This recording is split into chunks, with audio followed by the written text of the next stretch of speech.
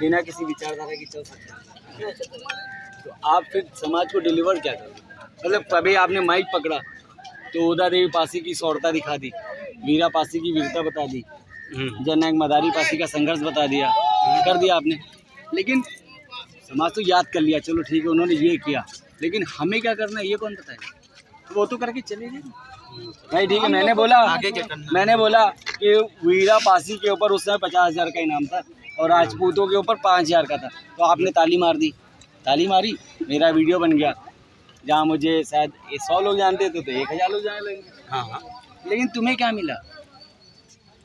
विचारधारा नहीं होगी तो कोई मतलब नहीं। हम पूछते हैं ना भाई, जो नीले गमछे वाले वो अम्बेडकर विचारधारा है, वहाँ पासियों की इज्जत नहीं है। नहीं। अगर इज्जत होती तो 4 साल पहले ही पासी एक हो चुका होता। अगर ये पोस्ट जो एक वीडियो डाली मैंने, एक वीडियो डाली, अगर ये वीडियो मैं 4 साल पहले डालता ना तो शायद मेरे साथ 4 लोग बैठे होते, कोई ना आता।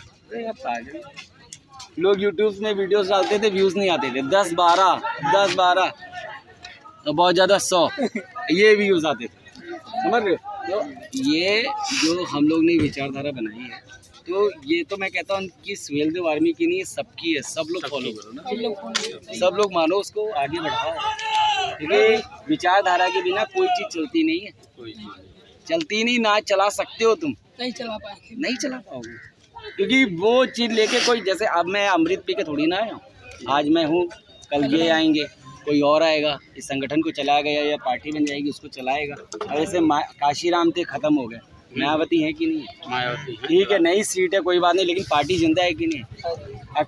मुलायम सिंह यादव थे, ख़त्म हो गए, लेकिन समाजवादी पार्टी है, उनका समाजवाद का नारा है भाई, समाजवाद की विचारधारा है ना, चल रहा है उनका। अब इनका हिंदुत्व का एजेंडा है, योगी मोदी सब एक साथ, मैं कहता हूँ 1 ही घंटे में ख़त्म हो जाए, तब भी भाजपा नहीं ख़त्म होगी।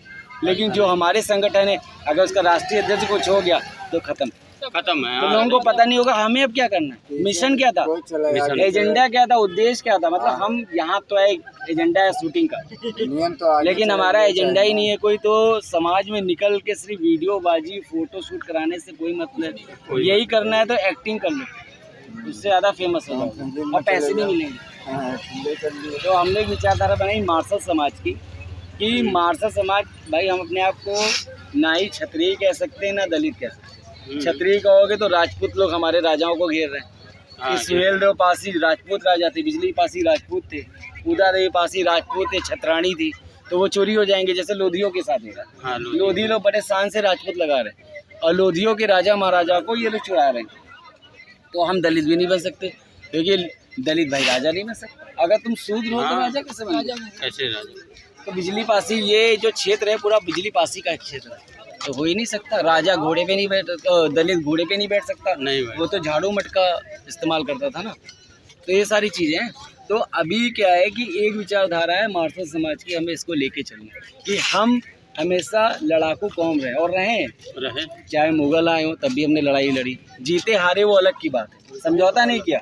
हमारे समाज में कोई योद्धा नहीं है, खंगाल के देख लो इतिहास का, एक एक लाइन पन्ना पढ़ के देख लेना, हमारे समाज में योद्धा नहीं है, क्योंकि हमने तलवार से सत्ता हासिल की है, सलवार के नारे खोल के नहीं। ये बहुत बड़ी बात है। ये जहाँ पे हैं हम, ये यहीं पे थोड़ी दूर पे गांजर युद्ध क्षेत्र, आला उदल की कुटिया बनी है, ठीक है ना, और आला उदल से लड़ने के पहले ही लोग उनसे संधि कर लेते थे, समझ रहे हैं? बिजली पासी सातन पासी ने 3 महीना 13 दिन का युद्ध लड़ा, उनको भगा दे यहाँ से, कहीं आला उदल आज तक हारे नहीं है। आज से 3 साल पहले जब अपने जैसे कोरी समाज के लोग थे, उनको बताते थे कि आला उदल को बिजली सातन ने खदेड़ दिया था, तो वो हंसते थे। आज मानते हैं कि हाँ भाई ये सत्य था, क्योंकि उनको जानकारी नहीं थी। तो मार्शल समाज का होता है लड़ाकू कौम, और लड़ाकू सिर्फ हम नहीं है, अलग जात के भी लोग हैं भाई। हम उनको मार्शल समाज तभी तो बनेंगे जब सारा समाज जुड़ेगा, भाई लोधी भी जुड़े, कोरी भी जुड़े। हम तो उनको जोड़ना चाहते हैं ज़्यादा से ज़्यादा जिनकी पार्टियाँ नहीं हैं। भाई तुम रैदास को जोड़ लो और यादव को जोड़ लो, ठाकुर पंडित जोड़ लो, जब उनकी पार्टी आएगी वो खट से निकल जाएंगे। लेकिन लोधी है, कोरी है, डोम है, बढ़ई है, कश्यप हैं, कुम्हार हैं, ठीक है, बहुत सारी जातियाँ हैं जिनको कोई पार्टी नहीं। नॉन पार्टी जो कम्युनिटी है, अगर हम उसको लेकर चलेंगे तो हमारे लिए ज़्यादा अच्छा रहेगा। तो आप लोग से जो लोग हो यहाँ पर, मैं कहता हूँ पारसी समाज तो जिंदाबाद हो चुका है।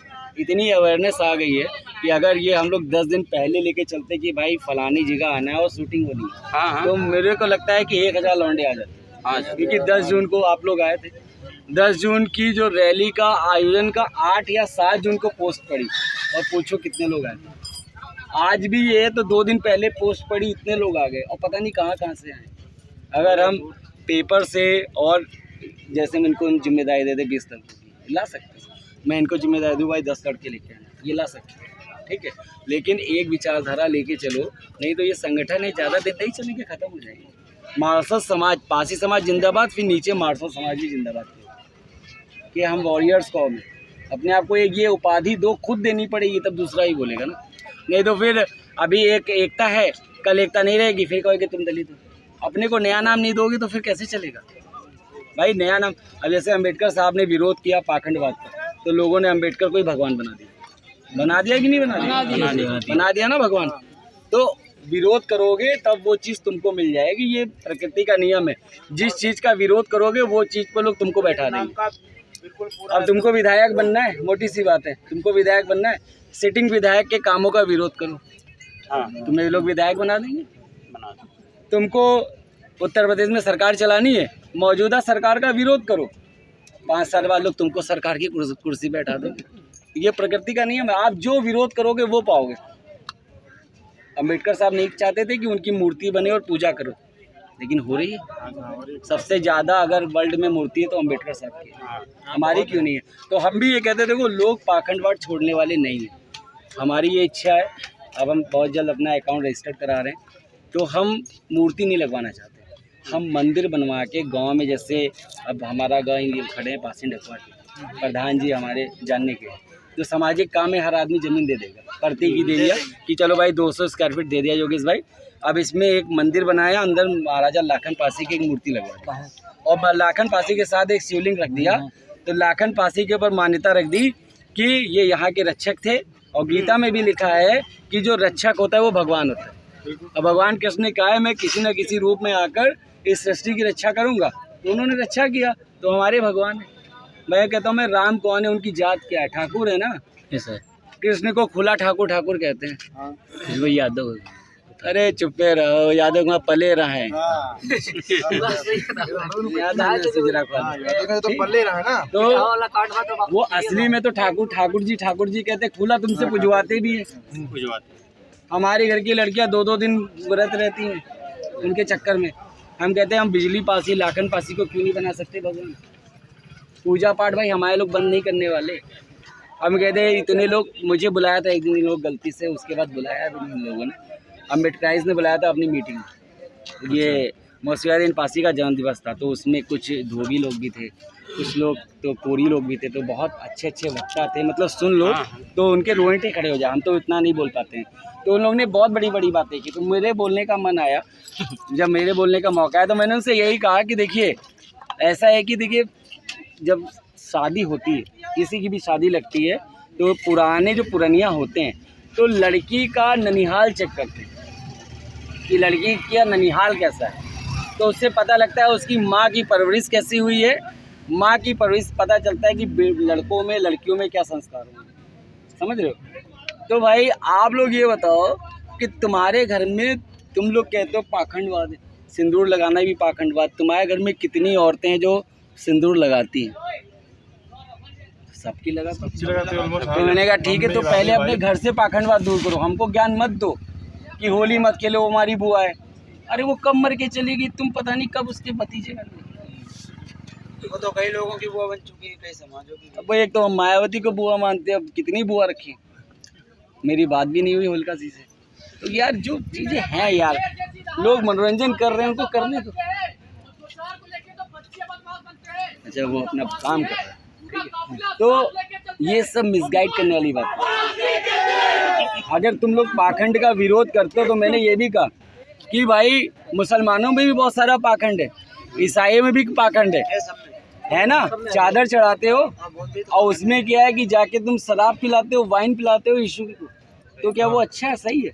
तो भाई पाखंड सिर्फ आप इनका विरोध क्यों कर रहे हैं? हमारे में माना जाता है। तो भाई ये बात है कि पहले अपने घर में अपनी औरतों का सिंदूर हटाओ, तब जाके हमें ज्ञान देना। तो मैंने बोला अगली बार जब मीटिंग करना हमको बुलाना, अपनी घरेतीन को लेके आना। करवा चौथ का सामान तुम खुद लेने जाते हो, झोला पकड़ के फोन पे लिस्ट लेके जाते हो। हमने खुद देखा है तुम लोगों को, और हमको ज्ञान दे रहे हो कि पाखंड है। पहले खुद तो पाखंडवाद बंद करो, तो उनकी बोलती बंद होगी। सब सही बात। अपनी औरतों को नहीं समझा सकते, वो सिर्फ ये करके ना हम लोगों को एक चुनावी एजेंडे में बांधना चाहते। ये खोखला है, काम वो करो जिसको निभा सको। क्या फ़ायदा इतनी बड़ी बड़ी बातें करके निभा ना पाओ। सुनने में तो अच्छा लगता है, 3 घंटे की पिक्चर में लगता है कि भाई हम भी हीरो होते तो ये कर लेते, लेकिन अभी सामने सांड खड़ा हो जाए तो फटके हाथ में आ जाते हैं। तो भाई पिक्चर है, भावनाएं हैं, सबकी कदर है।